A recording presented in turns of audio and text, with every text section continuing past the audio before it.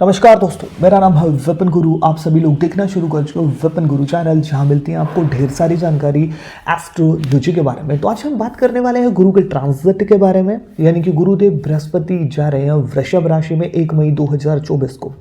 जैसे ये वृषभ राशि में जाएंगे तो इसका क्या प्रभाव रहने वाला है मीन लगन वालों के ऊपर, इसके बारे में आज हम चर्चा करेंगे। जैसे कि आप चार्ट में भी देख पा रहे हो, जिन लोगों का मीन लगन है उनके तीसरे भाव में वृषभ राशि आएगी और वहीं पर गुरुदेव बृहस्पति गोचर करेंगे 1 मई 2024 से।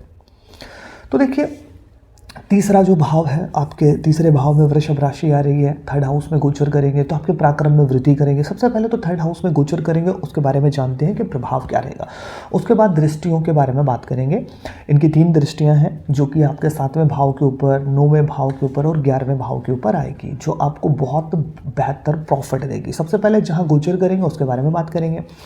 देखिए, तीसरे भाव में गोचर करेंगे, यहाँ पर आपके पराक्रम में वृद्धि होगी। बस नेगेटिव क्या है, आपके जो छोटे बहन भाई हैं या तो उन्हें परेशानी आएगी या फिर आपके साथ उनके मतभेद हो जाएंगे।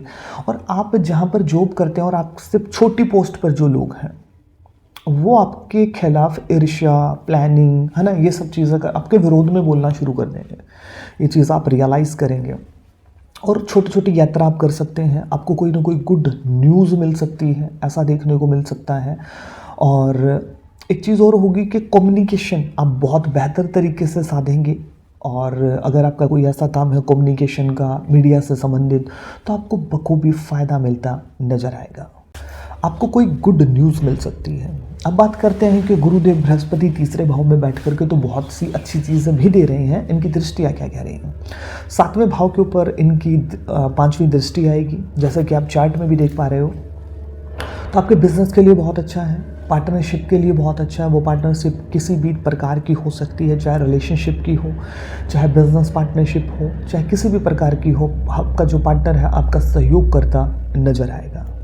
और 7वें भाव के ऊपर जो ये दृष्टि है, जो लोग शादी करना चाहते हैं, रिश्ते ढूंढे जा रहे हैं शादी के लिए, है ना, तो ऐसा देखने को मिलेगा कि उनको शादी के योग बन सकते हैं, क्योंकि 7वां जो भाव आपकी शादी का है, तो गुरु की दृष्टि आ रही है गोचर के बाद, तो आपकी शादी के योग बन सकते हैं। दूसरी चीज़, आपकी शादीशुदा ज़िंदगी में अगर दिक्कतें चल रही थी, परेशानियां चल रही थी, तो संबंध हो जाएंगे मधुर, क्योंकि गुरुदेव बृहस्पति यहाँ से 7वें भाव को देखेंगे। आपके बिजनेस के लिए बहुत अच्छा, अगर आप बिजनेसमैन हैं तो आपके लिए बहुत बढ़िया रहेगा गुरु का ये जो गोचर है, क्योंकि गुरुदेव बृहस्पति जिस भाव को देखते हैं उस भाव की चीज़ों में वृद्धि करते हैं।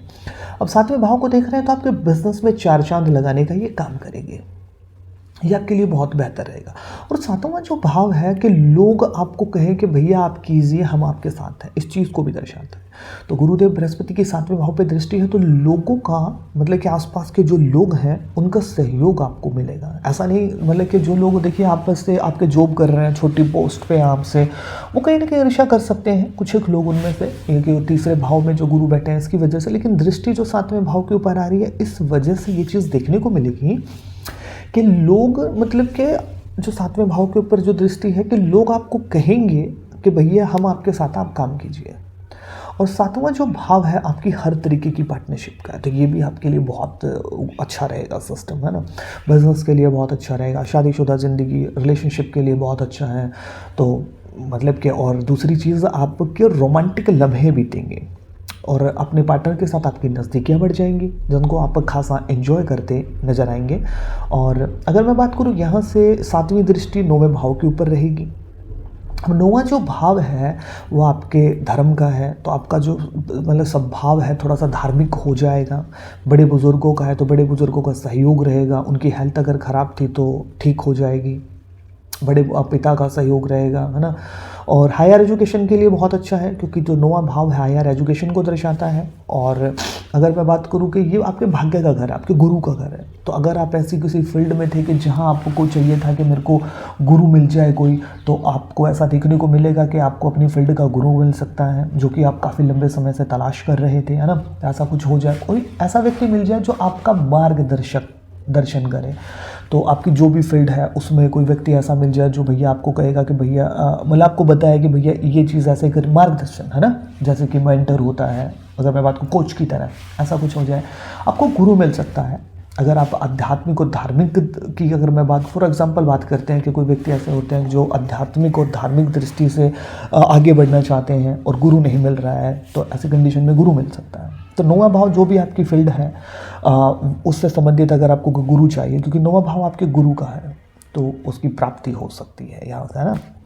और 9th की अगर मैं बात करूँ, ये आपकी हायर एजुकेशन है, आपका भाग्य है, तो आपके भाग्य में वृद्धि होगी। देखिए 7वें भाव को देख रहे हैं, आपके बिजनेस के लिए अच्छा है, आपके लाइफ पार्टनर के लिए अच्छा है, आपके हर तरीके के पार्टनर के लिए अच्छा है।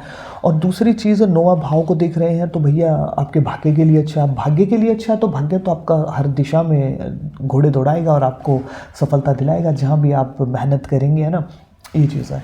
अब तो ये जो गुरु है ये आपके 11वें भाव को भी देख रहा है, अब आपके बिजनेस को घर को भी देख रहा है, बिजनेस को बढ़ा रहा है, 9वें भाव में भाग्य को बढ़ा रहा है और 11वें भाव को देख के आपकी इनकम को बढ़ा रहा है। तो अगर आप बिजनेसमैन हैं या फिर ऐसा कुछ सिस्टम है तो आपके लिए तो बहुत बेहतर चीज़ होगी, है ना।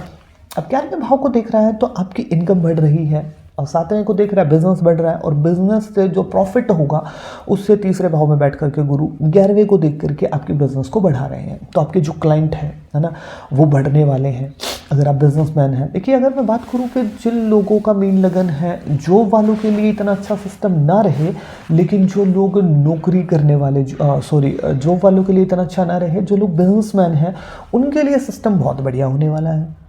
उनको कहीं ना कहीं कहते हैं ना वो डबल उन्नति मिल सकती है, तो ऐसा कुछ देखने को अवश्य मिलेगा। 11वें भाव को देख रहे हैं तो भैया आपकी कोई ना कोई मनोकामना पूर्ण हो सकती है। आपका जो बिजनेस है उसमें प्रॉफिट का लेवल थोड़ा सा बढ़ेगा क्योंकि ये गेन का घर है।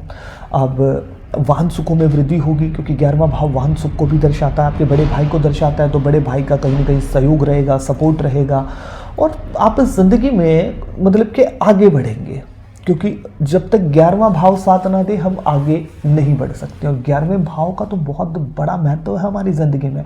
हम बहुत ज़्यादा मेहनत करते हैं, तीसरे भाव से देखते हैं हम मेहनत कर रहा है बच्चा, लेकिन जब तक मेहनत पर रिजल्ट नहीं आएगा लोग मानेंगे नहीं। और जो वो मेहनत के ऊपर जो रिजल्ट आता है वो 11th हाउस दर्शाता है और 11th हाउस के ऊपर गुरु की दृष्टि होना, है ना, और ये सब चीज़ें बहुत बेहतर होती हैं। और गोचर की अगर मैं बात करूँ तो गुरु की दृष्टि 11वें भाव के ऊपर आएगी, तो ये बहुत अच्छा और बेहतर सिस्टम रहेगा कि आपके वृद्धि होगी। आपके जो भी आप देखिए मेहनत हम करते हैं उसमें रिजल्ट आने के लिए 11वां भाव बहुत ज़्यादा ज़रूरी है, तो आपके 11वां भाव कहीं ना कहीं आपका सपोर्ट करेगा। और 11th हाउस आपकी मनोकामना का है।